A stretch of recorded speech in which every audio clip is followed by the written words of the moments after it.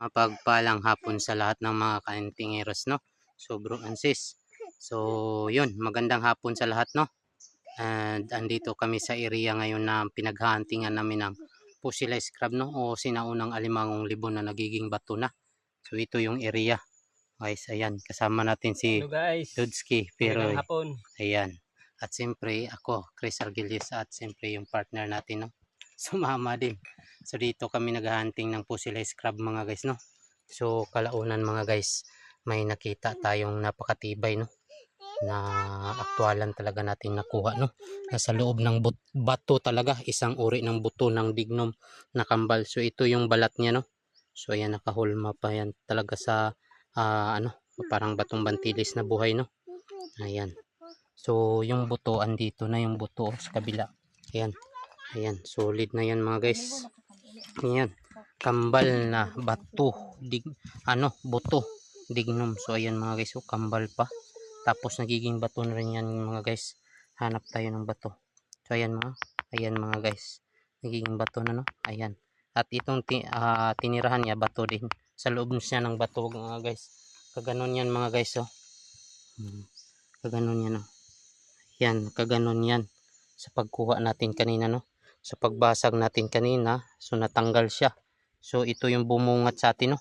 Napakatibay dahil solid bato na mga guys. Ito talaga ang tunay na tunay rin mga guys, no? Ayan mga guys. Ayan, solid na solid yan mga guys. Ayan. Ayan. At ito rin yung nakuha natin mga guys, no? May nakuha tayong alimasag or lambay kung tawagin. So ayan mga guys, binalot na siya ng solid na bato, no? So isang sipit lang yung dala niya. Ito yung dulo ng sipit niya. Ayan. Ayan, ito naman yung siko niya at katawan niya, no? So ayan mga guys. So sa nagsasabi mga guys, no, hindi naniniwala dahil isa lang daw itong fossilized crab. So ito yung mga payo ko sa hindi naniniwala, no? Kasi hindi naman tayo nagpapatunay, hindi natin pinipilit na sila ay paniwalain sa ating mga paniniwala, no? Tulad nung mag-ano ka mga guys, na magsimba para ikaw ay kumbaga magsimba ka, pumasok ka sa simbahan.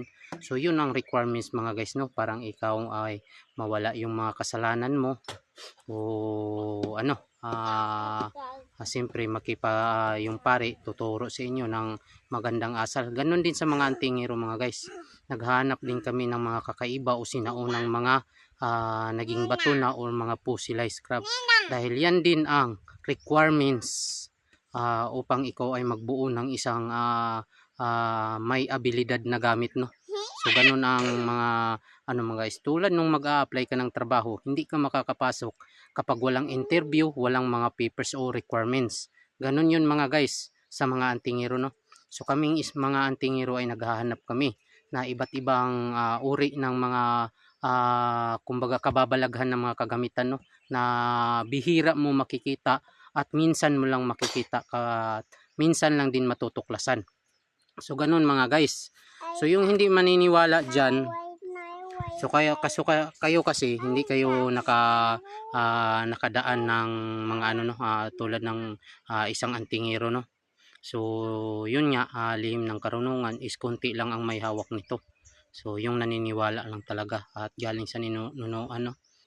So yun ang mga requirements ng ikaw ay antingero. Tulad din mag-apply ka, maghahanap ka ng mga requirements, hahanapan ka ng mga requirements. Kami din mga antingero, naghahanap din kami ng mga kagamitan na kakababalaghan o mamamangha ka sa mga kagamitan na bihira mo lang makikita. So yun ang kinokoleksyon namin upang yun ang itangan namin upang mabuo din yung mission namin na bilang isang antingero din, no? At makapagbukod ng isang hindi mapaliwanag din na sa ordinaryong tao lang. So yun mga guys, no? At sa mga sumusubok din dyan sa mga kagamitan is hindi naman yan tulad ng sili, kapag kinain mo tatalab ka agad. Yung mga talaga, yung hindi kasi pareho yung paniniwala, no? Basta sa amin is alam namin na tunay at legit na legit yung kagamitan namin, hindi na kailangan subukan dahil ang ano kasi kapangyarihan ng ating Diyos Ama ay hindi sinusubukan, no? So yan ay kusang gagana kapag nandyan tayo sa bingit ng kamatayan na yung buhay natin ba. Yung buhay natin may gustong pumatay sa atin o may gustong manakit sa atin. So dyan lang yan gagana mga guys. So hanggang dito na lang mga guys, no? Maraming salamat at mapagpalang hapon. God bless us all sa lahat.